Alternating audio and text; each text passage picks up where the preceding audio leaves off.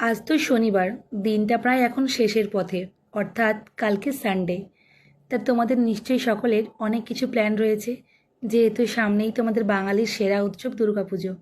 যাই হোক, আমার কিন্তু আজকের দিনটা খুব ব্যস্ততার মধ্যে কেটেছে। কারণ আমার মেয়েটাকে আজকে সারা দিন আমাকে সামলাতে হয়েছে।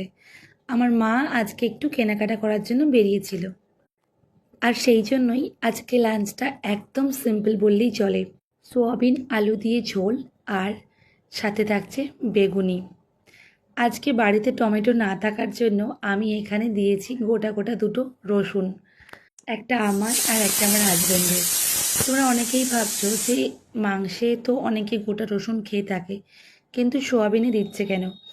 আমার এটা খুব ভালো লাগে, মানে মাছের ঝোলে বা এই সোয়াবিনের মাংসে এরকম গোটা রসুন খেতে আমার বেশ ভালো লাগে। ব্যাস, আমার রান্না আজকে মোটামুটি শেষ। আর রান্নার মাঝখানে জানোই তো বাচ্চাদের একটু অভ্যেস থাকে মায়ের কোলে হবে, তো ওকে কোলে নিয়ে মোটামুটি আজকের রান্নাটা আমি কমপ্লিট করে নিয়েছি। আজকে এই পর্যন্তই, আবার কথা হবে নতুন একটা ভিডিওতে। টাটা।